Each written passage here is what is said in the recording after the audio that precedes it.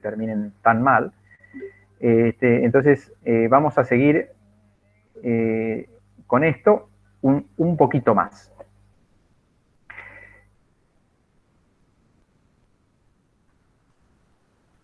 Bien, lo otro que quería entonces, también sobre lo cual quería conversar y que tiene que ver con las épocas y también cómo fueron los perfiles, matices, características de la gestión a lo largo de los últimos al menos 30 años, en términos generales, y cómo eso después, seguramente mañana, cómo también eso se tradujo en respuestas en materia, instrumentos en materia y estrategias de transporte. Digamos, me gustaría hacer un breve raconto sobre estos cambios en la gestión y algunos de los rasgos más característicos. Partimos, bueno, de lo que en su momento se llamó la matriz estadocéntrica, es decir, modelos de, digamos, de conformación y de configuración estatal, societal, económica, alrededor del Estado y las políticas públicas que en general se dieron alrededor de esta matriz estadocéntrica que tiene vigencia en el Cono Sur, Brasil, México, Colombia en parte, en Perú también, en estos países, entre lo que va de la década del 30 y fines de la década del 70 y quizás en el caso argentino también extendiéndose en la década del 80, pero ya claro, bajo la crisis ya de esa matriz estadocéntrica, donde, bueno, hay una fuerte intervención estatal que no solamente regula, presta una cantidad de servicios, regula relaciones de clase, pero también regula la política se hace alrededor del Estado-Nación. Bueno, ese modelo, digamos, de gestión, de producción de bienestar y de servicios públicos, entra en crisis en la década de los años 70, y en parte en todo el mundo hay una fuerte impugnación que empieza a desarrollarse a partir de la década del 70 hacia el Estado y hacia la política asociada al Estado-Nación. Empieza desde el abandono del patrón oro de Estados Unidos en el año 71, la crisis obviamente de los hidrocarburos. Lo que empiezan a mostrar en la década del 70 es que hay un cierto como agotamiento de un modelo que depende fuertemente en la actividad y proactividad estatal y en el financiamiento estatal, que hizo que entraran en tensión la capacidad de producir esos bienes públicos en el marco de una creciente recaudación de impuestos y de exigencia impositiva a las sociedades y de tensiones con la actividad democrática, digamos, de los distintos estados. De la década del 70 data el famoso informe de la Comisión Trilateral que muestra los problemas de gobernabilidad de las democracias del norte, ¿no? De Europa, de Norteamérica, de Japón, ante estas exigencias sobre el aparato público. Y entonces aparecen a partir de la fines de la década del 70, y se traducen también en nuestra región en los 80 y 90, interpretaciones sobre esta crisis y sobre la necesidad de redefinir un rol del Estado, y que de alguna manera le exigiera menos de recursos a la sociedad y transferirle digamos, a los distintos espacios institucionales de sociedad civil, mercado, de la propia sociedad, la gestión de una cantidad de bienes y servicios previamente provistos por el Estado. Entonces, hay distintas interpretaciones sobre esa crisis, la del consenso de Washington, famoso consenso de Washington. También en América Latina, en la CEPAL, se habló desde la crisis fiscal del Estado, realmente se reconoce el problema fiscal del Estado, aunque se tienen un diagnóstico distinto y también respuestas distintas, pero también se discute sobre el tamaño del Estado y si no está abordando ineficientemente muchas áreas de gestión y si no debería reservarse unas áreas en donde actúe de manera mucho más eficaz, aumente su capacidad y aumente su capacidad de ahorro público. Pero bueno, bastante inspirados en el consenso de Washington, los distintos países de nuestra región fueron adoptando distintas reformas a partir de los años, fines de los años 80, iniciando en México, pero ya en los 90, antes en Chile, en los 90 ya en la Argentina, en Brasil, distintos tipos de reformas en las políticas sociales, en la política económica, y lo que se llamó también las reformas gerenciales, o sea, de los servicios transversales del Estado, ¿no? De la gestión del personal, de la gestión de las organizaciones, de la gestión tecnológica, etcétera, de lo que son los servicios gerenciales, ¿no? Y transversales. Si uno repasa muy rápidamente en términos de políticas sociales, se tendió a cierta focalización del gasto social, digamos, con limitaciones, ¿no? No se pudo hacer lo que se pretendía. La descentralización a unidades subnacionales, se privatizaron o bien se desregularon muchos servicios, por ejemplo, en el ámbito de la salud, y bueno, y aumentó digamos, las pretensiones de participación comunitaria en proyectos, etcétera, etcétera. O sea, hubo algunas tendencias de reforma bastante similares en muchos países de la región. Por lo pronto se crearon en muchos de esos países fondos de inversión social, o sea, frente a un diagnóstico de que el Estado era muy ineficiente en el manejo del gasto social, se crearon fondos que, digamos, de alguna manera obviaban todo un trayecto burocrático y asignaban recursos de manera directa a organizaciones populares. Empezó con el Fondo de Inversión Social de Bolivia en el año 85 y se fueron creando en Chile, en distintos otros países, tratando de ser más eficientes o eficaces en la asignación de fondos de inversión social. Estuvieron lo que ustedes estuvieron en el caso, digamos, el inicio de las privatizaciones o de la transferencia de la administración de los gastos o de los fondos de jubilaciones y pensiones, el temprano, digamos, modelo chileno, más bien sustitutivas de las pensiones públicas, o los sistemas mixtos como el argentino, o paralelos como en el caso de Perú, y después algunas privatizaciones, desregulaciones, descentralizaciones como en el área de salud. Desde luego, esto en términos generales, los países fueron aplicando estas distintas recomendaciones que en muchos casos aparecen explícitamente en recomendaciones como ese del consenso de Washington, pero fueron también adoptándolas y adaptándolas también a la propia idiosincrasia de cada país y también a la propia expectativa que tenían los gobiernos de poder reelegirse. Desde luego, estamos hablando de que, salvo el caso chileno, que se dio en las reformas se dieron durante la última parte de la dictadura de Pinochet, el resto de las reformas que se dan a partir de fines de los 80 y principios de los 90, se dan en el contexto de países, digamos, democráticos, de regímenes democráticos, con algunas dificultades, ¿no? De regímenes como el de Brasil, con Collor de Mello, o con Perú, con Fujimori, que bueno, tenían algunas falencias importantes, pero eran regímenes donde habían elecciones periódicas que en general tenían un grado digamos, de amplitud razonable. Por lo tanto, las personas se tenían que reelegir. Entonces, eventualmente, todas las reformas pasaban el tamiz de la consideración respecto de que si eran buenas o malas para la reelección de las distintas autoridades.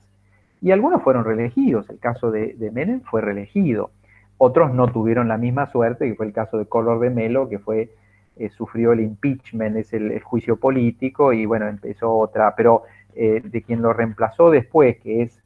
Fernando Enrique Cardoso, una eminencia de la CEPAL, de la gestión pública y del desarrollo en América Latina, fue reelegido en la década de los años 90, aún aplicando muchas de estas, en particular, reformas económicas. Vimos las reformas sociales, reformas económicas típicas de los fines de los 80 y la primera parte de los 90, que tenían que ver con la desregulación de muchos mercados, y en Argentina hay un decreto emblemático, el 2243, si no me equivoco, del año,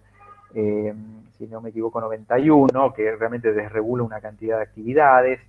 liberalización del comercio exterior, las privatizaciones, concesiones, distintos modos de transferencia a la gestión privada, reformas en el sector financiero, en el mercado de trabajo, etcétera, etcétera, ¿no? Entonces, los distintos países adoptaron y adaptaron algunas orientaciones de época, ¿no? Finalmente dirigidas a reemplazar cierta dificultad de gestión estatal evidenciada en la década del 70 a través de mecanismos de mercado. Lo fueron adoptando también de acuerdo a las posibilidades de que eso permitieran, digamos, la supervivencia política de esos regímenes. Y por otro lado, algo sobre lo cual me voy a detener un poquito más, que son las reformas más gerenciales, o sea, lo que tienen que ver con, bueno, después de que definimos a qué se dedica el Estado, bueno, ¿cómo lo hace? ¿No? ¿Cuáles son las reformas de las grandes dimensiones y dotaciones del Estado? Las personas, las tecnologías, el traslado de documentos, la administración financiera, etcétera, etcétera. Entonces, son lo que en la Argentina y en otros países se llamaron reformas de segunda generación, o sea, reformas que vinieron después de las privatizaciones y que tenían que ver con el cómo, también llamadas reformas administrativas. ¿Y qué buscaron, de alguna manera? Buscaron mejorar el desempeño estatal caracterizado por lo que se llamaba el paradigma burocrático de la gestión pública. La administración pública moderna que empieza a constituirse en los países europeos y en Norteamérica en la segunda mitad del siglo XIX, se va trasladando a las colonias, obviamente, bueno, digo las viejas colonias, a la América, al resto de los países, en África, el sudeste asiático, etc.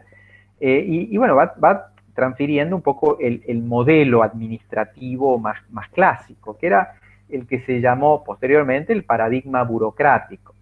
Paradigma burocrático, bueno,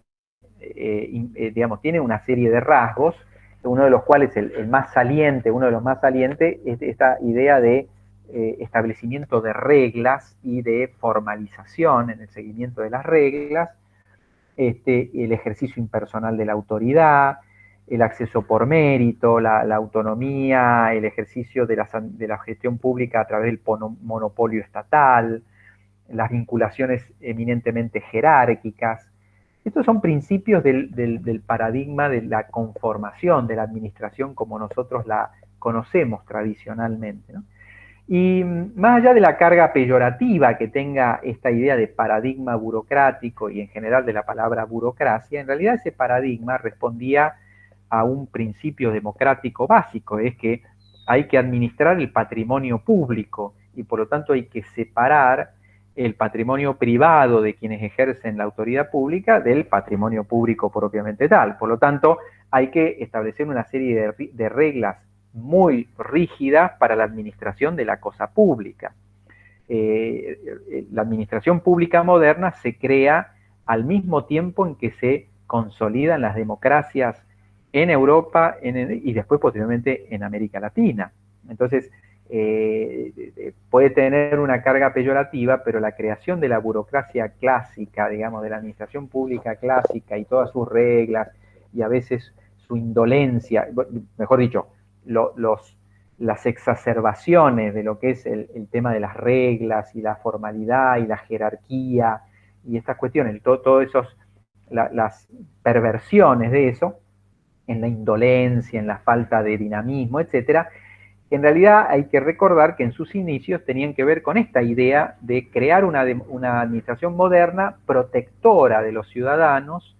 y en defensa de la democracia. Bueno, la cuestión es que ya en todos los países centrales, ya en la década del 80, empieza a discutirse mucho si realmente la administración pública funciona bien, ¿no? A ver si funciona bien. Entonces, ya no solo se discute si el Estado tiene que desarrollar determinadas funciones o no, si tiene que, no sé, transportar gente, digamos, si tiene que tener una empresa de transporte o no. Ya no se discute solo eso, que es muy importante, y entonces eso empuja a que las decisiones lleven a privatizar o a trasladar al sector privado una cantidad de funciones públicas, sino que lo que le queda al Estado remanente, que es muy importante, y entre otras cosas, la regulación y fiscalización de los servicios que se transfirieron al ámbito privado, ¿cómo se gestiona? ¿Cuál es la calidad de esa gestión? Y a eso apuntan esas reformas gerenciales, y a eso apunta la crítica que se le hace a la gestión burocrática en los países centrales, bueno, en Estados Unidos, en Inglaterra, en Europa, en Nueva Zelanda, en Australia, en Japón. La crítica que se le hace a ese sistema es cómo se proponen otras cosas, por ejemplo. Entonces aparece un movimiento importante que se llama la nueva gestión pública o el New Public Management, que es de fines de los 80, pero en América Latina sobre todo tiene auge en la década del 90, en la segunda parte de la década del 90, y que dice, bueno, propone, descentralicemos un poco la toma de decisiones. No, esta cosa de los ministerios piramidales así, en donde son casi como en una formación de ejército, ¿no? Donde la comunicación es estrictamente jerárquica, de arriba, abajo, no hay comunicación lateral, sino es muy, muy jerárquico, y con este seguimiento de reglas, y eso hace que el Estado sea muy lento, muy poco adaptable a los cambios, muy ineficiente, ¿no? Donde hay cuestiones emblemáticas, ¿no? Oficinas que tardaron un año en comparar 3 computadoras, porque fueron y vinieron con los requisitos, que lo esto y las reglas, y no podían adjudicar por esto y lo otro, y resulta que compraron un año después, y más caro que si hubiera ido uno en particular y lo hubiera comprado en el negocio de la esquina. Pero recordemos que originalmente esas reglas se pusieron para proteger el patrimonio público y ponerle límites a la codicia de funcionarios privados que mezclaban lo privado y lo público. Recordemos que está eso en los inicios de la administración pública. ¿Qué otra cosa pide la nueva gestión pública? Y bueno, pero desagreguemos funciones. No pongamos que el ministerio tal cumple todas las funciones. No, trocemos un poco el proceso productivo y digamos, tomando un ejemplo de transporte, que alguien fije las políticas, que alguien fije las reglas, que alguien opere un servicio y que otro fiscalice el cumplimiento de ese servicio. En el ámbito ferroviario, un ejemplo del anterior modelo era Ferrocarriles Argentinos. Ferrocarriles Argentinos era una empresa total que integraba todas las funciones asociadas al transporte ferroviario. Todas. Bueno, con la década del 90 y en el proceso de transferencia de la gestión al ámbito privado, bueno, se empezaron a separar, las funciones, ¿no? Algunas prestadas por el privado, otras supuestamente debían ser prestadas por el sector público, la planificación, el diseño de políticas, parte del financiamiento, y la fiscalización se crearon entes reguladores, entes de control, etcétera, etcétera. Después apareció también dentro de la nueva gestión pública un intento por decir, no, pero ocupémonos de los ciudadanos, de los clientes, de los consumidores, y ocupémonos de la calidad de los servicios públicos. Disculpen. Otra cuestión, por ejemplo, apuntemos a medir resultados, porque en la gestión tradicional es una gestión en su modelo más, digamos, decadente de gestión con estas perversiones de la gestión burocrática, no le importaba los resultados y se financiaba la oferta. Digamos, yo financio empleados públicos o agentes públicos, pero no financio la calidad de un servicio, financio dotaciones de oferta. Entonces, no quiere decir que haya que cambiar al financiamiento de la demanda, pero en todo caso hay que considerar cuál es el valor público que reciben los que reciben servicios públicos y qué opinan de esos. Entonces, medir resultados. Bueno, y tratar de introducir algunas políticas de personal un poco más flexibles, que esas se fueron introduciendo, de hecho, con contratos de locación, algunos, bueno, muy leoninos y demás. Entonces, hay como una nueva corriente y que, bueno, hay un texto muy clásico de la década de los 90 que se llamaba La reinvención del gobierno, de Osborne y Gabler, y también es la época de un aumento de la creación de agencias especializadas, ¿no? Porque se creía que, que había que los ministerios multipropósito había que trozarlos un poco y crear agencias con un grado de autonomía mayor, y con más profesionales y con una función, digamos, ¿no? Más como monofuncionales, no plurifuncionales. Entonces, bueno, el resultado en el ámbito del transporte o en cualquier área, ustedes se van a dar cuenta que hay un montón de reparticiones centralizadas y después un montón de agencias descentralizadas, empresas del Estado, entes público-privados, una cantidad de entes con relativa autonomía. En el sector transporte hay no menos de 15, ¿no? Ya mañana los vamos a recordar. Entonces, bueno, aparecen más agencias especializadas, desde los entes de control, pero después esa recomendación de la nueva gestión pública no solamente duró en la década del 90, si uno ve la lista de empresas estatales, de entes descentralizados que se crearon de la época de Menem, de la Rúa, Néstor Kirchner, Cristina Kirchner, Mauricio Macri, se han creado al menos 100 organizaciones, digamos, relativamente autónomas, descentralizadas, sean empresas o sean entes descentralizados, entre la década del 90 y la actualidad. Entonces, bueno, un poco del balance de la década del 90 que dice Oslak en ese texto que está puesto en la bibliografía, que en realidad el texto dice el mito del Estado mínimo. En realidad el Estado en la década del 90 no se convirtió en mínimo, redujo algunas funciones, desprotegió algunos sectores, pero no, está lejos de convertirse en un Estado mínimo. Ahora, que exista un Estado de menor tamaño no necesariamente es un mejor Estado. Entonces, el problema es que se hubiera constituido un mejor Estado, lo cual no fue así en muchos de los ámbitos. No en todos, en algunos mejoró su desempeño. Entonces, el Estado está lejos de responder al carácter mínimo, por lo menos hacia fines de la década del 90, demostró una serie de ausencias importantes en varias áreas de gestión pública que coincidieron también con cierto deterioro de la actividad económica a partir del año 97, 98, pero eso como un fenómeno global y con un impacto muy importante en la región. Y en el caso de la Argentina, una recesión importante entre el año 98 y el 2002. Y una importante metamorfosis del Estado Nacional. El Estado Nacional se corporizó, es como que se materializó en parte, se reencarnó, como dice Oslak, se reencarnó en las provincias, porque terminó de transferir servicios educativos, servicios de salud que habían quedado pendientes, y básicamente el Estado Nacional en la Argentina es un cajero, es un Estado que fundamentalmente hace transferencias. Más de la mitad, cerca del 60% del gasto público de competencia federal, nacional, son jubilaciones y pensiones, asignaciones familiares, subsidios a empresas, son transferencias, ¿no? La cantidad de empleados públicos es mucho más limitada de lo que era antes y mucho más limitada de lo que son la cantidad del plantel de empleo público que hay en las provincias. Entonces, al revés, en las provincias, después de todos estos cambios, cerca del 70% del gasto público son sueldos, mientras que en el ámbito nacional, 60% del gasto público son transferencias. Entonces, hay una metamorfosis, digamos, del Estado en función también de los roles que van cumpliendo cada uno de los niveles, ¿no? Bueno, después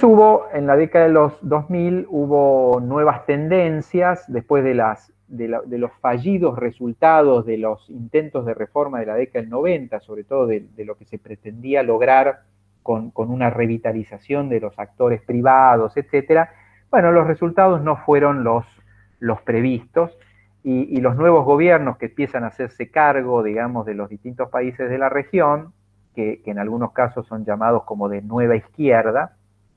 pero que son muy, muy, muy distintos y muy variados, pero que aparecen a partir de, no sé, el 98 creo que es Chávez, es el primero que aparece, digamos, con Venezuela, pero después, bueno, viene la elección, digamos, de los socialistas en la convergencia chilena, o sea, como cambia, digamos, el principal actor de la alianza en Chile. En el 2002 el PT en Brasil, 2002, 2003 bueno, Néstor Kirchner y pues, toda la secuencia de gobierno, en el 2004 el Frente Amplio, Lugo, en Paraguay después 2007, después está el Correa, no me acuerdo el año, también en Nicaragua, en El Salvador. Bueno, hay nuevas llamadas en términos muy, muy genéricos y con todo el perdón del término, nuevas izquierdas, que empiezan a adoptar algunas medidas que son en materia económica distintas, digamos, porque cada uno también sigue la estructura propia que tiene y las características propias. Entonces, hay países que siguieron siendo más ortodoxos en cuanto a su manejo económico, como el caso de Chile, países que cambiaron rotundamente, como el caso de Venezuela, y países que se mantuvieron un poco en el medio, digamos, como adoptando decisiones según el tipo de problema, como es el caso más emblemático, el de Argentina. En general, en la política social, todos aumentaron el gasto público, bueno, extendieron las coberturas, tuvieron mayor influencia en el mercado de trabajo, y en materia de reformas gerenciales, que si recordamos, si recuerdo que dije recién, en los 90 hubo un impulso importante de esa nueva gestión pública, de medir resultados, atender la satisfacción de los ciudadanos, del cliente, de los consumidores, trozar la gestión pública para que haya incluso más organizaciones que incluso tengan algún control entre sí, todo el tema vinculado también a ciertas nuevas modas de contratación laboral, nuevas formas, etcétera. En el caso de los 2000 en adelante, fue más híbrido todo esto. Hubo desde reformas más típicas llamadas neo-weberianas, porque Weber era el gran expositor del modelo burocrático tradicional, como puede ser la firma del convenio marco en la Administración Pública Nacional, y otras medidas, como puede ser la Carta Compromiso con el Ciudadano, que es un programa del Gobierno Nacional en donde las empresas definen compromisos hacia los ciudadanos, así, preocupado por los bienes y servicios que van a, y los tipos de gestión y satisfacciones que van a apreciar los distintos ciudadanos, y nuevas medidas en términos de transparencia y demás. Así fue una época de más híbrida, pero donde continuó abiertamente el tema de la creación de agencias especializadas, agencias cada vez, digamos, con un mandato, digamos, como monovalente, digamos, con un mandato muy, muy particular y no multipropósito. Entonces, cuando uno, no sé, ve el Ministerio de Salud, el Ministerio de Transporte o el Ministerio de Educación, eso va a encontrar que tiene una planta importante en la administración central, pero tienen un montón de otras agencias descentralizadas o empresas públicas bajo la figura de sociedad del Estado o sociedades anónimas con capital estatal mayoritario. En los últimos años hubo una cierta reversión, con una cierta reestructuración del gasto público, una predisposición a un mayor funcionamiento de mercados, que eso también se vio en el sector transporte, también con la incorporación de actores privados, por ejemplo, en la navegación, en la aeronavegación, un cierto atisbo, un nuevo atisbo a la descentralización de gastos, un intento, por ejemplo, por que los subsidios al transporte público sean pagados por la provincia, cuestión que ha sido revertida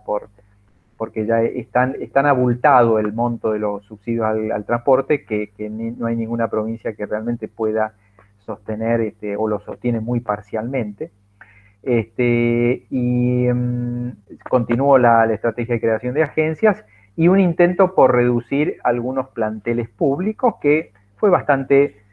acotado finalmente, pero que hubo un intento de reducción. Bueno,